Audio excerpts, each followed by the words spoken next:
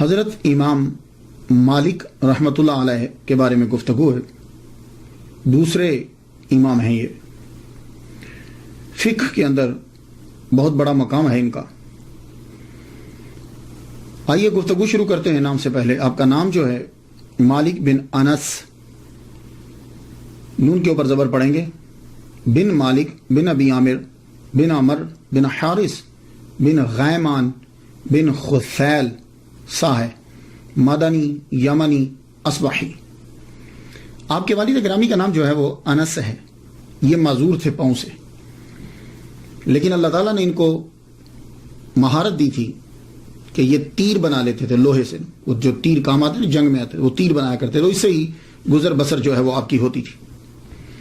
والدہ کا نام جو ہے وہ عالیہ یا غالیہ ہے، لیکن مجھے عالیہ جو ہے نا وہ لگتا ہے اس لیے کہ بعض اوقات نقطہ جو ہے وہ ہو جاتا ہے اوپر نیچے. عالیہ جو ہے یہ ازدیہ قبیلہ سے تھی. ازد جو قبیلہ ہے،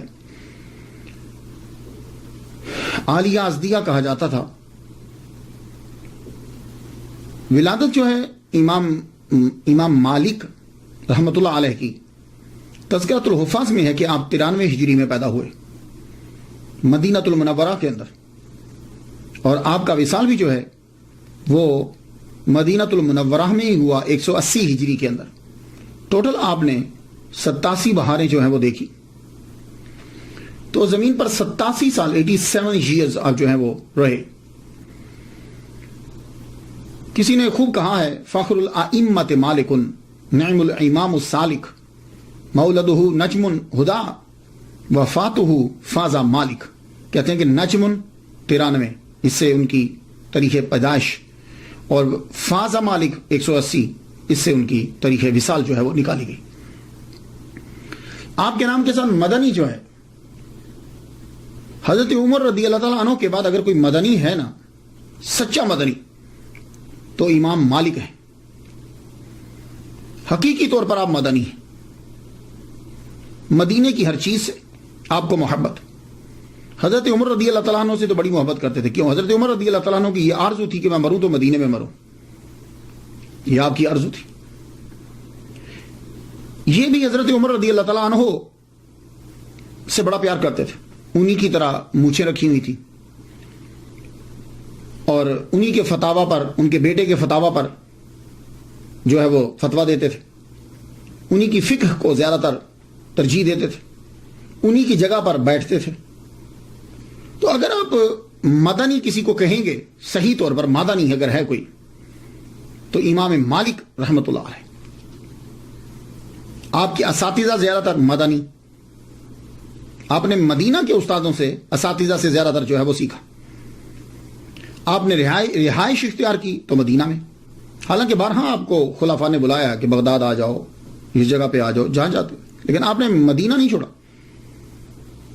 تو رہائش اختیار کی مدینہ میں. آپ کو مدینہ سے اتنا پیار تھا کہ نئی درسگاہ نہیں کھولی. ہوتا ہے نا آدمی مشہور جب ہوتا ہے تو کہیں جا کر اور درسگاہ کھولتا. آپ کو مدینہ سے اتنا پیار تھا کہ آپ نے مسجد نبوی کے اندر ہی سرکار کے روضہ اطہر کے سامنے ہی جو ہے وہ درسگاہ بنا لی. وہیں آپ بیٹھ کر پڑھایا کرتے تھے. مدینہ سے اتنا پیار تھا. کوئی مسئلہ آپ کو قرآن یا حدیث سے نہیں ملتا تو مدنی فقہا کے مسئلے کو ترجیح دیتے.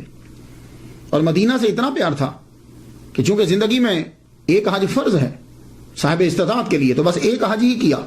اس کے بعد دوبارہ حج کرنے نہیں گئے کہ کہیں رستے میں میرا وصال نہ ہو جائے. میں چاہتا ہوں کہ میں مروں تو مدینہ کے اندر مروں. اور آپ کے پاس زبردست گھوڑے ہوتے تھے.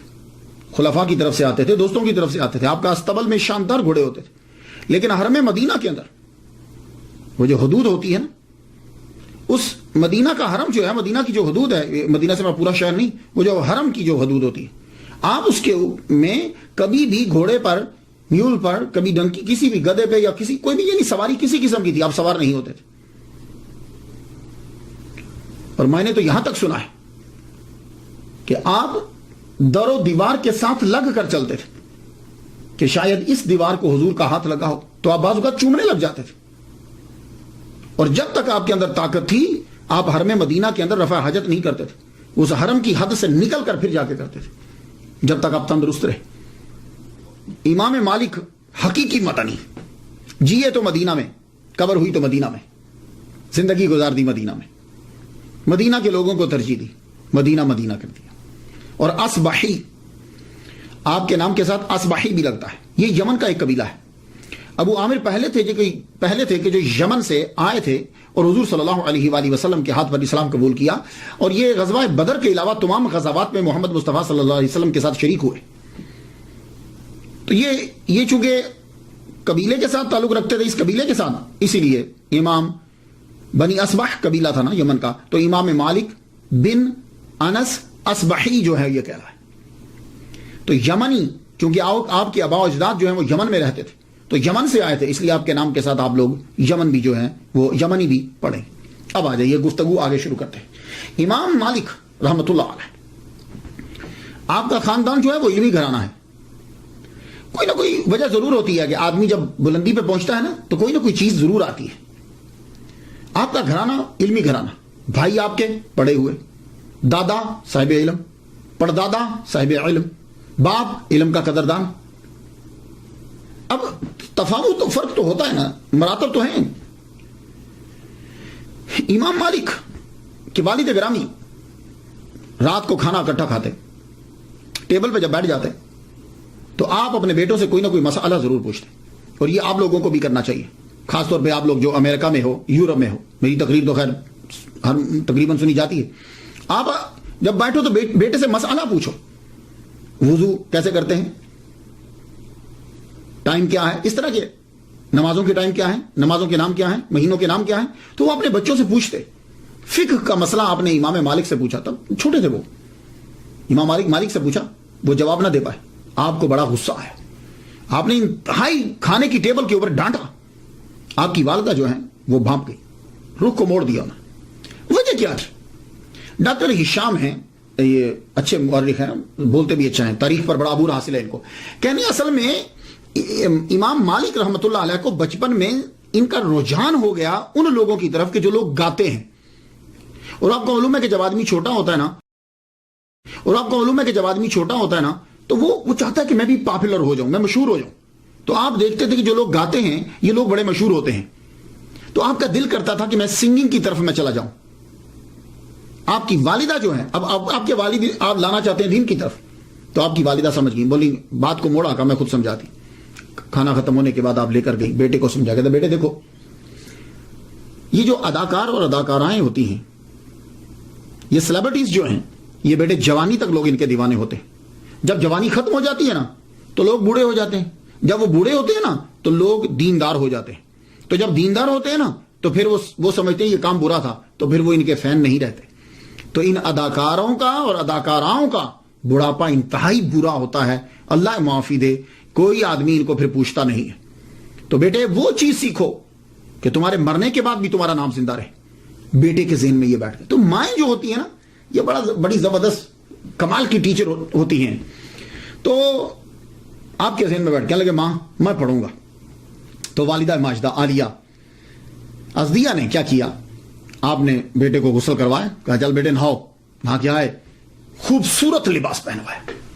بھائی وہ اتنے غریب نہیں تھے، مہنگا لباس پہنایا اپنے بیٹے کو، اور سر کے اوپر پگڑی رکھی.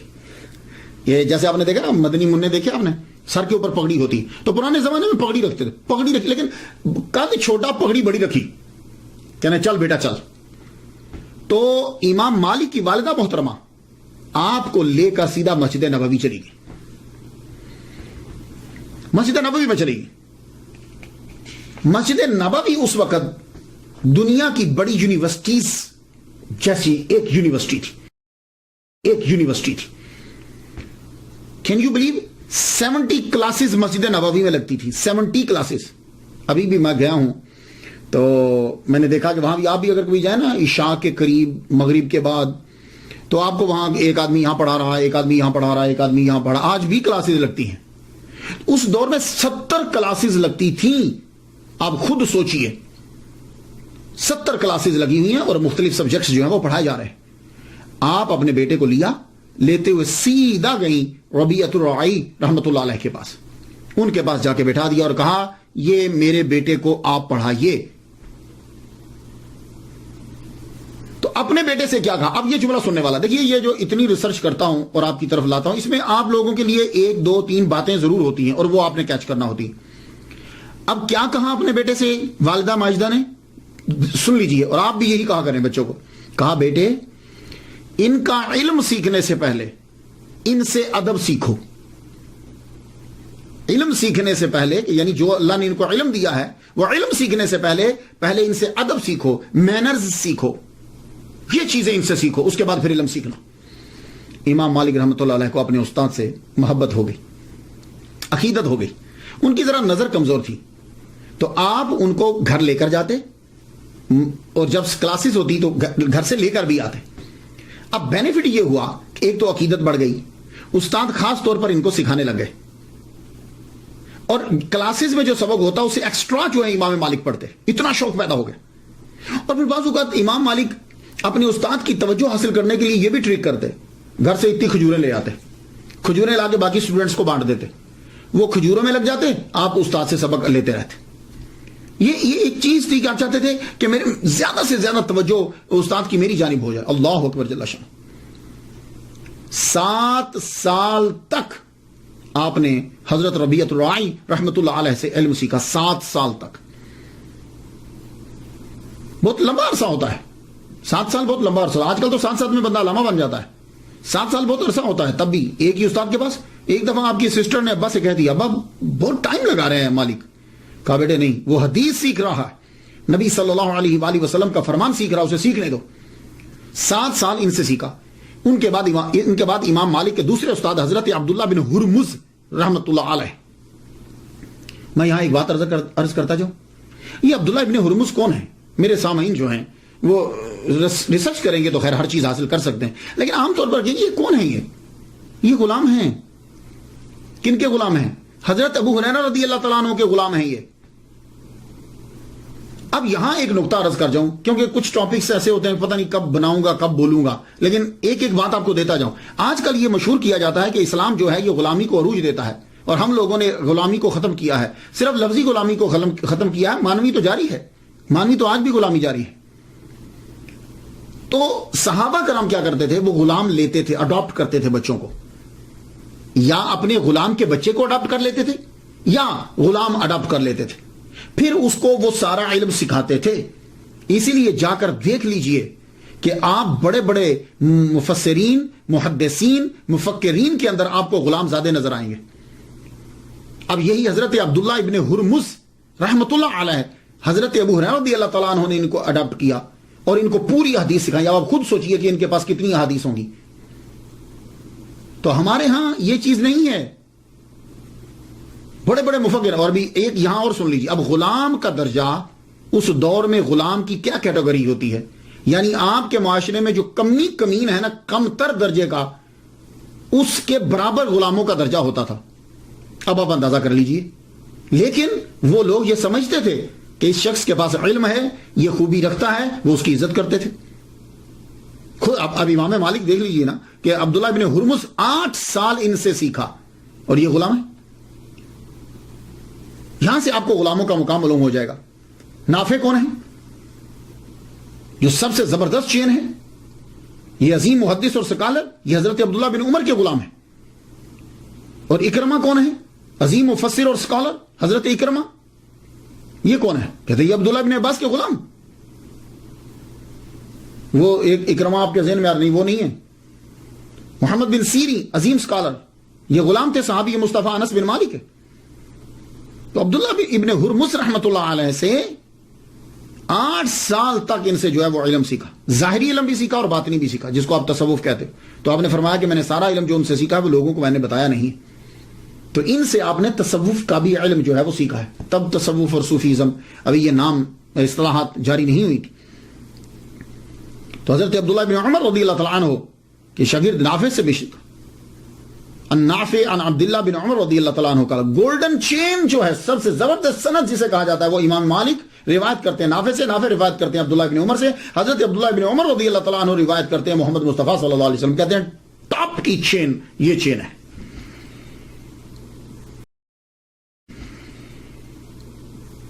اور آپ کے جتنے اساتذہ ہیں وہ زیادہ تر تابعین ہیں، اور وہ تمام کے تمام جو ہیں وہ رہائشی ہیں مدینہ کے. اس لیے کہا جاتا ہے کہ آپ نے تقریباً 300 تابعین سے جو علم جو ہے وہ سیکھا، 300 تابعین سے. اب علم سیکھنے کے لیے پیسے درکار ہوتے ہیں. ہم لوگ تو یہ سمجھتے ہیں کہ لوگوں نے علم ایسے ہی سیکھ لیا. نہیں، اس وقت پیسے چاہیے ہوتے تھے. لاکھ دینار لگا دیا علم حدیث سیکھنے کے اوپر، تو فیس دینا پڑتی تھی. تو ایک دفعہ ضرورت پڑ گئی آپ کو دوران علم، کتابوں کی ضرورت پڑ گئی، تو آپ نے کیا کیا؟ آپ نے چھت کے اندر لکڑیاں تب لگتی تھی، تو وہ لکڑی بڑی قیمتی تھی. آپ نے چھت کو توڑا اور وہ لکڑی جو ہے وہ نکال کے بیچ کے اسے جا کے کتابیں لے کر آئے. اللہ اکبر جل شانہ. تو آپ کے جو اساتذہ ہیں ان میں سے عبداللہ بن دینار، ان سے سیکھا. محمد ابن منکدر سے سیکھا. ابن شہاب زہری سے سیکھا. یہ ابن شہاب جو ہیں اللہ اکبر جل شانہ، یہ بھی ان کے استاد ہیں. زبردست فقہ کا تو ان کے پاس ایک ذخیرہ تھا. اور جو بھی شاگرد ان کے پاس سیکھنے کے لیے آتے، اور امام مالک رحمۃ اللہ علیہ جب جاتے تو یہ کہتے تھے نوٹ بک لے کر آیا کرو، سلیٹس لے کر آیا کرو. تو آپ لے کر جاتے، اس کے اوپر بھی لکھتے. کہتے لکھنا بہتر ہوتا ہے، لکھ لیا کرو، لیکن یہ نہیں ہے کہ اب تم صرف لکھنے پر ہی کرو، ایجاد بھی کرو. اس لیے جب امام مالک ان سے پڑھتے ابن شہاب سے، تو جب وہ لکھ چکتے تو اس کے بعد کہتے آپ زبانی سناؤ، تو پھر آپ ان سے زبانی سنا کرتے تھے. اللہ تعالیٰ نے امام مالک رحمۃ اللہ علیہ کو اتنا حافظہ عطا فرمایا تھا. 1,00,000 احادیث مبارکہ جو ہے وہ آپ کو لاکھوں حدیثیں یاد تھی. لاکھوں حدیثیں جو آپ نے یاد کی. 17 سال کی عمر تک آپ نے لاکھوں حدیثیں جو ہیں وہ یاد کری. آپ کے اساتذہ میں سے ایک استاد جو ہے وہ حضرت امام جعفر صادق رحمۃ اللہ علیہ بھی ہیں. آپ نے ان سے بھی علم سیکھا. اور آپ کی شورا آفاق جو کتاب ہے موطا امام مالک کے اندر 9 احادیث مبارکہ جو ہیں وہ آپ نے امام جعفر صادق سے لی ہوئی. علامہ جلال الدین السیوطی رحمۃ اللہ علیہ آپ کہتے ہیں کہ 95 اساتذہ جو ہیں شیوخ جو پڑھے تھے وہ آپ نے گنوا دیے جن سے آپ نے پڑھا. اور امام زرقانی رحمۃ اللہ علیہ نے یہ کہا کہ ٹوٹل آپ کے 900 اساتذہ تھے، 900، جن میں سے 300 صرف تابعین ہیں. اللہ اکبر جل شانہ. 21 سال کی عمر تک آپ نے جو سیکھنا تھا آپ نے سیکھ لیا. 21 سال کی عمر میں آپ فارغ ہوئے. فارغ ہونے کے بعد اب آپ مسجد نبوی کے اندر جو ہے وہ آپ پڑھانے لگے. تو آپ کیا سمجھتے ہیں کہ کوئی بھی آدمی آتا تھا تو مسجد نبوی میں پڑھانے لگ جاتا تھا؟ نہیں. 70 کلاسز ہیں تو کم از کم 70 استاد تو ہوں گے اندر. بھائی ہر کلاس کا ایک استاد، تو 70 تو ہوں گی کلاسیں. تو کیا امام مالک اٹھے اور جا کر پڑھانے لگ گئے اور مشہور ہو گئے؟ نہیں. آپ فرماتے ہیں کہ جب میں فارغ ہو کر جب میں نے تحصیل علم کر لیا تو 70 جید محدثین نے پہلے میرا امتحان لیا. تو ابو مصعب کہتے ہیں، یہ شاگرد ہیں کہتے ہیں کہ خود استاد نے مجھے فرمایا، کہنے لگے 70 جید محدثین نے میرا امتحان لیا، اور جب انہوں نے سمجھا کہ میں فتویٰ دینے کے قابل ہو گیا ہوں تو مجھے اجازت دے دی. پھر اس کے بعد جو ہے وہ آپ نے شروع کیا پڑھانا مسجد نبوی کے اندر محمد مصطفیٰ صلی اللہ علیہ وآلہ وسلم کی. آہستہ آہستہ آپ کا حلقہ جو ہے وہ بڑھنے لگا. آپ نے اپنی رہائش حضرت عبداللہ ابن مسعود رضی اللہ تعالیٰ عنہ کے گھر میں رکھی، وہاں رہنے لگے. تو آپ نے وہ مکان مول نہیں لیا، رینٹ پہ لیا. خود تو عبداللہ بن مسعود رضی اللہ تعالیٰ عنہ تو کوفہ چلے گئے تھے، موو ہو گئے تھے، تو ان کے گھر کے اندر رہائش اختیار کی رینٹ پہ. ان کے رشتہ داروں کو کرایہ دیتے تھے. گھر نوز بیٹھ ہوا ہے. مسجد نبوی کے اندر آپ نے اپنی جگہ وہ بنائی کہ جہاں حضرت عمر رضی اللہ تعالیٰ عنہ بیٹھ کر پڑھایا کرتے تھے. اور حضرت عمر رضی اللہ تعالیٰ عنہ نے اس جگہ کو اختیار کیا تھا، وہاں محمد مصطفیٰ صلی اللہ علیہ وسلم بیٹھ کر پڑھایا کرتے تھے. سبحان اللہ. اس جگہ پہ آپ بیٹھتے. خاص جگہ بنائی گی لیکن اسی جگہ کے اوپر وہاں آپ پڑھاتے. آپ جب پڑھانے لگے تو آپ کے فتویٰ جو آپ فتاویٰ دیتے تھے تو آپ کے فتاویٰ مشتمل ہوتے تھے مدینہ کے فقہاء پر، یعنی حضرت عائشہ صدیقہ رضی اللہ تعالیٰ عنہ، حضرت عمر رضی اللہ تعالیٰ عنہ، حضرت عبداللہ ابن عمر رضی اللہ تعالیٰ عنہ، حضرت سعید ابن مسیب رحمۃ اللہ علیہ. یہ تابعی. تو ان کے فتاویٰ کے اوپر جو ہے وہ آپ جو ان سے سیکھا آپ نے وہ دیتے، یعنی مطلب کہ جو ان کا علم آپ تک پہنچا. اور آپ کا طریقہ یہ رہا. جمعہ کے دن، جس کو جمعہ بولتے ہیں، یہ جمعہ لفظ ہے قرآن مجید میں، جمعہ کے دن آپ اپنے جتنے طلباء آپ کے ہوتے آپ ان کو خاص طور پر کھانا پکاتے ان کے لیے، اور عام لوگوں کو بھی دعوت ہوتی، جو آ جاتا کھا لیتا. یہ جمعہ کے دن آپ کا طریقہ تھا. اور آپ کی جو کلاسز تھی اس کے اندر دو طرح کے شاگرد ہوتے تھے، ایک تو مستقل طلباء اور ایک سالانہ طلباء. مستقل طلباء جو ہیں آپ کے مشہور طلباء میں سے امام محمد بن حسن شیبانی حنفی، جو امام اعظم رحمہ اللہ کے شاگرد ہیں، وہ ان کے بھی شاگرد ہیں. 3 سال انہوں نے ان سے پڑھا ہے. لیکن امام محمد بن حسن شیبانی رحمۃ اللہ علیہ حنفی رحمۃ اللہ علیہ کا احسان ہے مالکی مذہب کے اوپر. آپ جانتے ہیں وہ کیوں؟ وہ کس طرح کہ امام مالک رحمۃ اللہ علیہ کے دوسرے شاگرد جنہوں نے امام مالک کی فقہ کو افریقہ، سسلی آئلینڈ یہاں جو ہے وہ پھیلایا ہے، بہت مشہور شاگرد ہیں اسعد ابن الفراد. ان کو پڑھایا ہے استنباط و استخراج کا طریقہ جو ہے، اصول فقہ جو ہیں، وہ امام محمد بن حسن شیبانی رحمۃ اللہ علیہ نے پڑھا ہے. یہ اسد ابن الفراد جو ہیں یہ سسلی کے آئی لینڈ جو ہیں، آئی لینڈ سسلی جو ہے وہاں کے رہنے والے تھے، اور یہ فوج کے چیف بھی رہے، اور جہاد کرتے ہوئے جو ہے وہ شہید ہو گئے. یہ جب پڑھنے کے لیے آئے تو امام مالک رحمۃ اللہ نے جب دیکھا کہ ان کے اندر یہ چیز ہے کہ یہ چاہتے ہیں کہ مجھے جو ہے وہ مسائل نکالنے کا طریقہ، تو آپ نے فرمایا کہ تو اگر یہ چیز پڑھنا چاہتا ہے تو تجھے وہاں کوفہ جانا پڑے گا. تو امام محمد بن حسن شیبانی رحمۃ اللہ علیہ جو ہیں ان کے پاس بھیجا، اور یہ خود بھی شاگرد ہیں امام مالک. اور آپ کے ایک اور مشہور شاگرد ہیں یحییٰ ابن یحییٰ بن کثیر بن واسلاس ابن شملل بن منقایہ. یہ میں طلباء کے لیے بولتا ہوں، جن لوگوں نے لکھنا یا بولنا ہوتا ہے ان کے لیے میں بول دیتا ہوں، عام لوگوں کے لیے تو اتنا ہی کافی ہے. یحییٰ بن کثیر بن واسلاس ابن شملل بن منقایہ بربری. یہ 20 سال کی عمر میں امام مالک سے ملنے کے لیے آئے. موطا انہوں نے پہلے سے یاد کر لی ہوئی تھی. 14 مرتبہ آ کر انہوں نے موطا جو ہے یہ امام مالک رحمۃ اللہ علیہ کے سامنے سنائی ہے انہیں، اور انہی کی موطا جو ہے وہ بہت مشہور ہے. ویسے تو اس کے بہت سے نسخے کیے گئے ہیں، لیکن ان کی موطا لکھی ہوئی جو ہے وہ بہت مشہور ہے. ان کی جو کاپی انہوں نے 82 سال جو ہے وہ عمر پائی، اور طرز زندگی بالکل حضرت امام مالک جیسا تھا. انہی کی طرح رہن سہن، کپڑے بالکل انہی کی طرح، طرز زندگی انہی کی طرح تھی. اور آپ کی جو ہے وہ دربار تک رسائی تھی. اندلس کے اندر ارد گرد میں کوئی جج نہیں لگ سکتا تھا آپ کی پرمیشن کے بغیر. تو آپ قاضی القضات سمجھ لیجیے، تو آپ جج کی اپوائنٹمنٹ آپ کیا کرتے تھے. اور دوسرے شاگرد عیسیٰ ابن دینار ہیں، انہوں نے دیار مغرب میں مالکی مذہب کی ترویج کی ہے.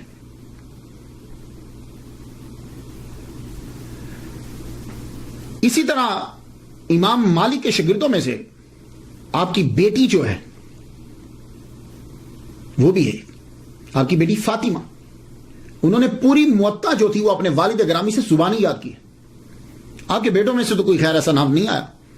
ایک بیٹے سے آپ کہا کرتے تھے پڑھ لو، لوگ اتنی دور دراز سے مجھ سے پڑھنے کے لیے آتے ہیں، تم کیوں نہیں پڑھتے؟ تو ان کو بڑا شوق تھا یہ کبوتروں کا، کبوتر اڑانے کا. تو امام مالک بارہ بلاتے تھے، آؤ یار مجھ سے پڑھ لو. ادھر نہیں، مجھے دلچسپی نہیں. لیکن آپ کی بیٹی جو ہیں انہوں نے پڑھا، موطا یاد کی، اور بعد میں لوگ جو ہیں، خاص طور پر عورتیں جو ہیں، وہ جب حدیث یاد کرتی تھی ان سے تصحیح کرواتی تھی، یا کسی اور کو بھی شک ہوتا تھا تو وہ آ کے پوچھتا تھا. یہ تو تھے وہ طلباء کے جو مستقل پڑھتے تھے، آئے اور رہے، 7 سال رہے، 3 سال رہے، 4 سال رہے. کچھ طلباء ہوتے تھے کہ جو امام مالک کے پاس پڑھنے کے لیے سالانہ آتے تھے. سالانہ مطلب کیا ہے؟ موسم حج میں وہ دور دراز سے حج کرنے کے لیے آتے. حج کرنے کے بعد مدینہ ضرور حاضری دیتے.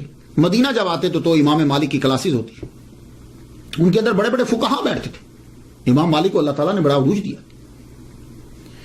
آپ اس سے اندازہ لگائیے کہ آپ کے حلقہ کے اندر، آپ کے درس کے اندر امام اعظم رحمۃ اللہ علیہ بھی تشریف لائے. اس واقعے کو علامہ عبد الرحمن صفوری شافعی رحمۃ اللہ علیہ نے لکھا ہے نزہۃ المجالس کے اندر. اور ویسے بہت بڑے محدث جو ہیں علامہ عبد المصطفیٰ اعظمی رحمۃ اللہ علیہ، انہوں نے بھی اپنی کتاب روحانی حکایات کے اندر اسے لکھا ہے کہ امام اعظم رحمۃ اللہ علیہ جو ہے وہ ان کی محفل میں بیٹھ گئے تو ان کو واقفیت نہیں تھی، ملاقات نہیں تھی.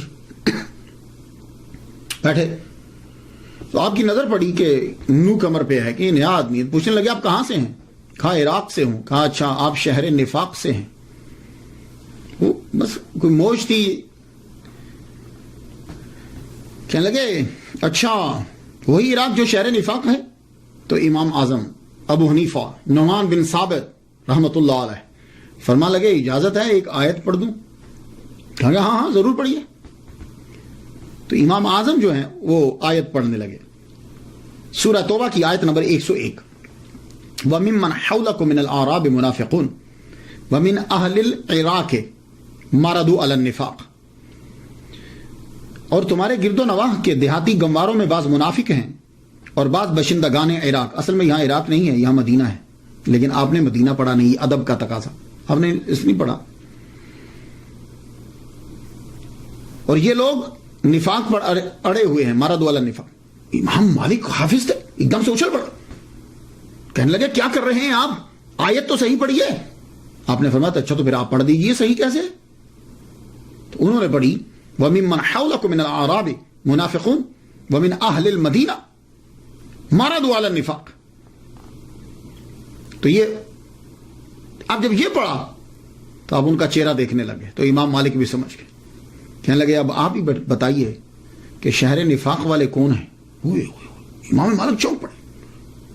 پھر انہیں بتایا گیا جناب یہ ابو حنیفہ ہیں, فقیہ عراق ہیں. اب ان کی دوستی ہوئی, پھر بعد میں آپ ان کے فتاوی منگوایا کرتے تھے, بلکہ ڈیوٹی لگائی ہوئی تھی کہ جو ان کی طرف سے فتاوی جاری ہوں وہ یہاں بھیجا کریں. تو یہ میں آپ کو مثال دے رہا ہوں کہ سالانہ طلباء بھی ایسے جو وہ قافلہ آیا, کچھ عرصہ رکا, ان سے علم حاصل کیا, اس کے بعد چلا گیا. امام مالک رحمۃ اللہ علیہ کی طرز زندگی, وہ بادشاہی میں فقیری کی ہے آپ نے. ماشاءاللہ اللہ تعالیٰ نے آپ کو بڑا لمبا قد دیا تھا, نیلی آنکھیں دی آپ کی, حالانکہ عرب میں نیلی آنکھیں نہیں ہوتی, نیلی آنکھیں دی آپ کی, بڑا خوبصورت چہرہ تھا, مہنگے ترین کپڑے, آپ جو بہترین ڈیزائنر تھے یمن کے, ایجپٹ کے اور خراساں کے بہترین ڈیزائنر آپ کے کپڑا جو ہے وہ بیچتے تھے. وہاں سے کپڑا بن کر آتا تھا اور آپ پہنتے تھے. زیادہ تر کوشش ہوتی تھی کہ کپڑے کا کلر جو ہے وہ وائٹ ہو, آپ وائٹ کپڑا جو ہے پہنتے, خوشبو لگاتے, زبردست خوشبو لگاتے. اس کے بعد آپ نے ایک انگوٹھی رکھی پہنتے تھے آپ چاندی کی, اور اس کے اوپر کالے رنگ کا جو ہے وہ نگ تھا, اور اس نگ کے اوپر لکھا ہوا تھا حسبنا اللہ و نعم الوکیل, یہ لکھا. اور آپ کی مونچھیں جو ہیں وہ بڑی تھی, حضرت عمر رضی اللہ تعالیٰ عنہ کی بھی مونچھیں بڑی تھی, یہاں سے آپ رکھ کے کاٹ دیتے تھے, منڈواتے نہیں تھے مونچھیں. آپ پوچھا گیا امام مالک سے کہ آپ مونچھیں کیوں نہیں منڈواتے؟ کہنے لگے یہ مونچھیں مونڈ دینا مسئلہ بنانے کے مترادف. تو حضرت عمر رضی اللہ تعالیٰ عنہ بھی جب کبھی کوئی مشکل مسئلہ آتا تو آپ یوں مونچھ کو پکڑ کے تاؤ دیتے تھے, اسے تاؤ دینا کہتے ہیں, یوں کرنا. تو سیم حضرت امام مالک بھی کرتے تھے, جب کبھی کسی مسئلے کو سوچ رہے ہوتے تو یوں آپ مونچھ کو پکڑ کے آپ بھی تاؤ دیا کرتے تھے. تو یہاں سے بڑی تھی, یہاں رکھ کے نا مثلا تو یوں کاٹ دیا کرتے تھے. اللہ اکبر جل شان. اور آپ جس گھر میں رہتے تھے اس گھر کے دروازے پہ آپ نے لکھا تھا, اور یہ اگر آپ کو بھی موقع ملے تو ضرور لکھیے. یہ سورہ کہف کی آیت نمبر جو ہے وہ 39 ہے, اس کا ایک حصہ ہے یہ. تو آپ نے جس گھر میں رہتے تھے, حضرت عبداللہ بن مسعود کا تھا, تو وہاں باہر لکھوایا ہوا تھا وَلَوْلَا إِذْ دَخَلْتَ جَنَّتَكَ قُلْتَ مَا شَاءَ اللَّهُ. تو یہ باقی تو چھوڑ دیا ہے, لیکن اکثر ہم ماشاء اللہ جو ہے وہ گھروں کے دروازے پہ ضرور لکھواتے. تو آپ بھی ماشاء اللہ جو ہے وہ ضرور لکھوایا کریں. اور جب تو اپنے باغ میں داخل ہوا تو نے کیوں نہیں کہا ماشاء اللہ لا قوت الا باللہ. اور جب نماز پڑھنے کے لیے امام مالک رحمہ اللہ جاتے مسجد میں تو ایک رومال لے کر جاتے ساتھ, نرم سا نا رومال, نرم سا ہاتھ میں جو تھا رومال لے کر جاتے. کسی نے پوچھا جو نماز پڑھنے جاتے ہیں تو یہ رومال کیوں لے کر جاتے ہیں؟ فرمانے لگے اس رومال کو رکھ کے سجدہ کرتا ہوں اوپر. پوچھا کیوں؟ تو زمین پہ کرے نا. کہنے لگے پھر وہ یہاں محراب بن جاتا ہے, تو میں نہیں چاہتا کہ لوگ یہ میرا کالا نشان دے کے کہیں گے وہ دیکھو بہت بڑا زاہد آ رہا ہے, تو میں یہ رومال نیچے رکھتا ہوں تاکہ اوپر ماتھا رکھو تو وہ نشان نہ بنے. اللہ اکبر. اور یہ جو مشہور ہے کہ آپ بڑے نفیس کپڑے پہنتے تھے, بڑے مہنگے کپڑے پہنتے, یہ بات بہت مشہور ہے, بہت مہنگے کپڑے پہنتے تھے. ایون کہ ہمارے پیر جو ہیں عبد القادر گیلانی رحمۃ اللہ, وہ بھی بہت مہنگے کپڑے پہنا. اولیاء کرام کا اور صوفیاء کرام کا ایک گروپ ایسا ہے کہ جو کہتے ہیں کہ یہ قرآن سے بھی ثابت ہے, حدیث مبارکہ سے بھی ثابت ہے کہ اللہ تعالیٰ نے جب کسی کو دیا ہو تو اس کا اظہار جو ہے وہ اس کے لباس سے ہونا چاہیے. اس کے کپڑوں سے ہونا چاہیے. اب یہ ایک علیحدہ ٹاپک ہے, میں جانا نہیں چاہتا, آپ سمجھ گئے ہوں گے. تو امام مالک بھی انہی میں سے ہیں کہ جب اللہ تعالیٰ نے دیا ہے تو اللہ تعالیٰ کی نعمت کا شکر ادا کرنے کے لیے تمہیں وہ چیزوں کا استعمال جو ہے وہ کرنا چاہیے. امام مالک کا فلسفہ یہ تھا کہ زہد کپڑوں کے اندر نہیں ہوتا, زہد جو ہے وہ دل کی ایک کیفیت کا نام ہے. تو اس لیے یہ ضروری نہیں کہ پھٹے پرانے کپڑے جو ہیں وہ پہنے جائیں. دوسری وجہ یہ ہے کہ امام مالک محمد مصطفیٰ صلی اللہ علیہ وآلہ وسلم کی حدیث مبارکہ کا بڑا احترام کرتے تھے, بہت احترام کرتے تھے.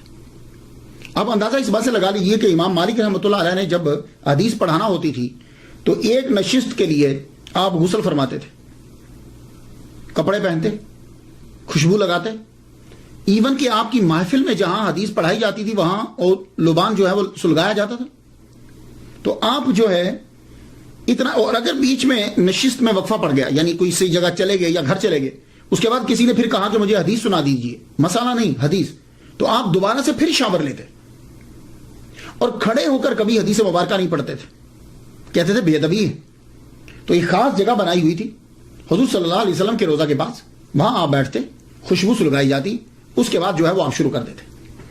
اور اتنا احترام تھا کہ آپ جب تک احادیث بیان کرتے رہتے آپ پہلو نہیں بدلتے تھے. آپ نے دیکھا نا, ہم جب کبھی اسٹیج پہ بیٹھتے ہیں تو 4 زانوں ہیں تو 2 زانوں ہو جاتے ہیں, 2 زانوں ہیں تو 4 زانوں ہو جاتے ہیں, پہلو بدلتے رہتے ہیں. آپ کو اگر کوئی کیڑا کاٹتا بھی تھا, اسکارپین کبھی ایک دفعہ کاٹا بھی, تو آپ نے پہلو نہیں بدلا, بے ادبی ہے سرکار. تو آپ اس لیے نفیس کپڑے جو ہے وہ پہنتے تھے کہ محمد مصطفیٰ صلی اللہ علیہ وآلہ وسلم کی حدیث مبارکہ جو ہے وہ بیان کرنی. اب سوال یہ ہے کہ آپ کے پاس پیسے کہاں سے آتے تھے؟ تو آپ کے پاس پیسوں کے 3 ذرائع تھے آمدن کے. پہلا ذریعہ یہ تھا کہ آپ کے والد گرامی کی طرف سے آپ کو 100 دینار ملے تھے. اس کے علاوہ آپ کے پاس خود بھی پیسے تھے. آپ وہ پیسے جو ہیں وہ آپ نے اپنے بھائی کو دیے.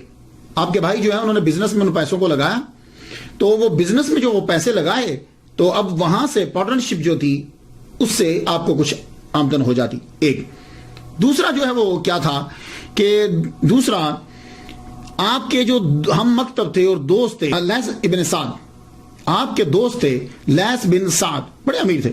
یہ آپ کو اکثر وقتاً فوقتاً جو ہے وہ آپ کی مالی مدد جو ہے وہ کیا کرتے تھے. آپ ان کی مدد کو, کیونکہ یہ امیر تھے تو آپ ان کی مدد کو قبول کر لیتے تھے. بعض اوقات تو ایسا ہوتا کہ لیث بن سعد جو ہے جتنے بھی مدینہ کے لوگ آپ کے ساتھ رہے یا کبھی ملاقات ہوئی سب کے لیے تحائف بھیج دیا کرتے تھے. تیسرا ذریعہ یہ تھا آمدن کا آپ کے پاس, وہ ذریعہ تھا خلیفہ منصور کے ساتھ آپ کی بڑی اچھی دوستی تھی. آپ خلیفہ منصور کے تحائف کو قبول کر لیتے تھے. امام اعظم اور امام احمد بن حنبل اور امام مالک, یہ ان میں جو ہے یہ 2 گروپ ہے کہ امام اعظم اور امام احمد بن حنبل نہ خلیفہ کا تحفہ قبول کرتے تھے نہ عوام کا. امام مالک جو ہیں یہ عوام کا تحفہ قبول نہیں کرتے تھے, خلیفہ کا کر لیتے تھے. اس کی وجہ کیا ہے؟ کہتے تھے کہ یہ چینل جو ہے یہ سیدھا رہنا چاہیے. اگر ہم ان کے ساتھ تعلقات بہتر نہیں کریں گے تو پھر ہم تبلیغ کس طریقے سے کریں گے, ان کو نصائح کس طرح کریں گے. تو یہی وجہ تھی کہ خلیفہ منصور آپ کا بڑا احترام کرتا تھا, بڑی عزت کرتا تھا. اور اس نے, چونکہ امام مالک جو ہیں ایٹ اے ٹائم مفتی مدینہ اور مفتی مکہ دونوں تھے, تو اس نے گورنر سے یہ کہہ رکھا تھا کہ جب بھی تم کوئی لا پاس کرو تو سب سے پہلے وہ امام مالک کو دکھا لیا کرو. اگر یہ پاس کر دیں تو لاگو کر دیا کرو, اگر یہ پاس نہ کریں تو لاگو نہیں کرنا. یہی وجہ ہے کہ مکہ اور مدینہ کے دونوں گورنر جو ہیں وہ امام مالک سے ڈرتے تھے. ان کی جرأت نہیں ہوتی تھی کہ وہ ان کے دروازے پہ چلے جائے. آپ کو یاد ہوگا جب میں نے امام شافعی رحمۃ اللہ علیہ کا تذکرہ کیا تو امام شافعی گورنر مکہ کا لیٹر لے کر آئے تھے گورنر مدینہ کے نام. تو گورنر مدینہ سے یہ کہا کہ آپ چلیے امام مالک سے میری سفارش کر دیجئے. تو گورنر مدینہ نے یہ کہا تھا امام شافعی سے, بیٹے تو اگر مجھے یہ کہے نا کہ میں مدینہ سے پیدل چلا جاؤں مکہ اور مکہ سے پیدل آ جاؤں مدینہ, یہ میرے لیے آسان ہے, مگر یہ بڑا مشکل ہے کہ میں جا کے تیری سفارش کروں. اور امام شافعی کہتے ہیں کہ میں اور گورنر مدینہ کتنی دیر تک امام مالک کے دروازے پہ کھڑے رہے, بڑی دیر کے بعد وہ واپس آئے. اب اس سے اندازہ لگائیے کہ امام مالک کا کتنا دبدبہ تھا. تو وہ یہ چاہتے تھے کہ یہ چینل جو ہے یہ برقرار رہے. امام مالک رحمۃ اللہ علیہ لوگوں کے سامنے مل کر کھانا نہیں کھاتے تھے, وہ کھانا گھر میں کھاتے تھے. قرآن مجید کی ایک آیت میں پڑھ رہا تھا, آپ بھی سن لیجیے. سورہ نور کی آیت نمبر 61 ہے, اس کا ایک حصہ ہے لیسا علیکم جناح ان تاکلوا جمیعا او اشتاتا, تم پر اس بات میں کوئی گناہ نہیں کہ تم سب مل کر کھاؤ یا الگ الگ کھا لو. خیر کچھ تو کہتے ہیں کہ اس سے مراد یہ ہے کہ ساروں کے ساتھ مل کر کھانا یا ایک گروپ کے ساتھ مل کر کھانا. خیر تفسیریں تو بہت ساری ہیں. میں یہ کرنا چاہوں گا کہ کچھ علماء کے لیے جو ہے نا وہ ہو جاتا ہے ایسا کہ وہ اب جب کھاتے ہیں تو لوگ معلوم ہے کیا سمجھتے ہیں؟ پھر لوگ اس کو بجائے اس کے کہ اس کی عاجزی سے اچھا فائدہ اٹھائیں، وہ اس کی عاجزی سے برا فائدہ اٹھانے لگ جاتے ہیں. بعض اوقات ایسا ہوتا ہے. امام مالک رحمۃ اللہ علیہ کی سب سے بڑی کرامت جو ہے وہ ان کی کتاب موطا ہے. اکثر ہم موطا بول دیتے ہیں، میں آپ کی اغلاط نہیں نکالتا، لیکن یہ ہوتا ہے کہ میں وہ لفظ بول دیتا ہوں. کبھی بعض اوقات میں بھی میرے معاشرے میں جو الفاظ میں نے سیکھے ہیں میں بھی وہی بولتا ہوں، جبکہ مجھے معلوم ہوتا ہے کہ اس کا اصلی پروننسیشن یہ ہے، لیکن میری زبان سے وہی نکلتے ہیں. تو موطا جو ہے یہ اس میں مفعول کا صیغہ ہے، تو موطا امام مالک ہم بول دیتے ہیں، لیکن موطا بولیں جب کبھی آپ تقریر کر رہے ہوں. خلیفہ منصور عباسی نے کہا ایک دن، یہ کہا کہ آپ کو اتنی احادیث مبارکہ یاد ہیں تو آپ وہ تمام احادیث کو جمع کر کے ایک کتاب تالیف کیوں نہیں کر دیتے؟ وہ کتاب تالیف کر دیں تاکہ بعد میں آنے والوں کے لیے آسانی ہو جائے، یا جو آدمی آپ کے سامنے پڑھتے ہیں ان کے لیے آسانی ہو جائے. تو پھر حضرت امام مالک رحمۃ اللہ علیہ نے کتاب جو ہے وہ لکھنی شروع کی. 1,00,000 احادیث مبارکہ میں سے اللہ اکبر جل شانہ 10,000 احادیث مبارکہ کا انتخاب کیا آپ نے. 10,000 کے بعد پھر اور کم ہوتی چلی گئی. تو یہ موطا جو ہے نا، یہ اس میں مفعول کا صیغہ ہے. یہ نام ہی بتاتا ہے کہ بڑی چیکنگ ہوئی اس کتاب کی. موطا کا معنی ہوتا ہے روندا ہوا، تیار کیا ہوا، نرم و سہل بنایا ہوا. یہ نام بتا رہا ہے کہ اس پہ بڑی ریسرچ ہوئی. انظار رقیقہ جو ہے اس کے اوپر اور دقیقہ اس کے اوپر لگی رہی. کل روایات کی تعداد کہتے ہیں کہ 1,720 ہیں. 600 مسند ہیں، 222 مرسل ہیں، 617 موقوف ہیں، 275 اقوال تابعین ہیں. آپ لکھتے ہوئے کیا کرتے تھے کہ پہلے آپ ایک عنوان بناتے تھے. عنوان بنانے کے بعد اسے ثابت کرنے کے لیے حدیث مسند لاتے. مسند وہ حدیث ہوتی ہے کہ جس کے تمام راوی چلتے جائیں، بیچ میں کوئی مس نہ ہو. سب راوی سیدھا وہ راوی حضور پاک صلی اللہ علیہ وسلم تک پہنچے. کیسے پہنچے؟ یعنی حضور پاک، صحابی، تابعی، تبع تابعین، اس طرح سے. یہ نہیں کہ کوئی اور بندہ بیچ میں ڈال دے. یہ ہے ترتیب. مسند حدیث اگر آپ کو نہ ملتی تو مرسل لے کر آتے.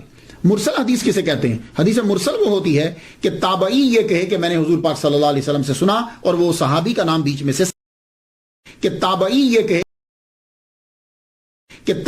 کہے کہ میں نے حضور پاک صلی اللہ علیہ وسلم سے سنا، اور وہ صحابی کا نام بیچ میں سے ساکت کر دے. کئی ریزنز ہو سکتی، وہ ساکت کر دے. تو مرسل نہ ملتی تو اثار صحابہ کی طرف رجوع کرتے، اور ان میں حضرت عمر اور عبداللہ ابن عمر رضی اللہ تعالیٰ عنہما ان کے فتاوی کو جو ہے وہ ترجیح دیا کرتے تھے. تو یہ کتاب جو ہے یہ مکمل ہوئی، لکھی گئی. بعض کہتے ہیں کہ جب آپ کتاب لکھ رہے تھے تو بہت سے لوگوں نے یہ کہا کہ آپ کتاب کیوں لکھ رہے ہو، اور بھی لوگ بھی تو لکھ رہے ہیں. آپ نے فرمایا میں اللہ کے لیے لکھ رہا ہوں. تو کہا کیسے پتہ چلے گا، کہاں پتہ چل جائے گا؟ تو آپ نے جب موطا لکھ لی تو لکھنے کے بعد آپ نے اس کو پانی کے اندر جو ہے وہ ڈالا، ساری کتاب پانی کے اندر ڈوبی. اس کے بعد آپ نے موطا امام مالک باہر نکالی تو کسی بھی کاغذ کے اوپر پانی جو ہے وہ نہیں تھا. ایسے ہی تھا جیسا کہ اس کو بالکل طاق میں رکھ کے نکالا ہے، نہ کہ پانی.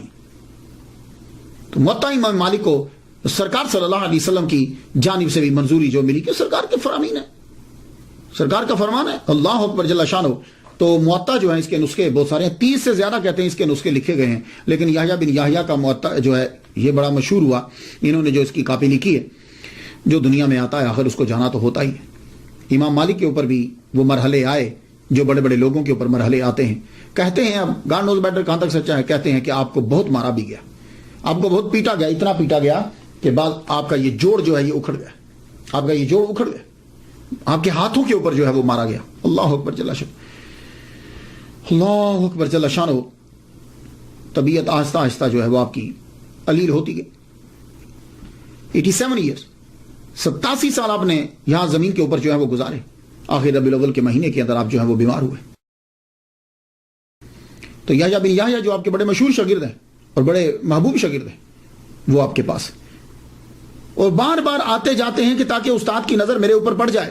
اور یحییٰ بن یحییٰ کہتے ہیں کہ 130 علماء فقہا وہاں جمع تھے، اور ہر ایک کی یہ آرزو تھی کہ ان کی نظر ہمارے اوپر پڑ جائے.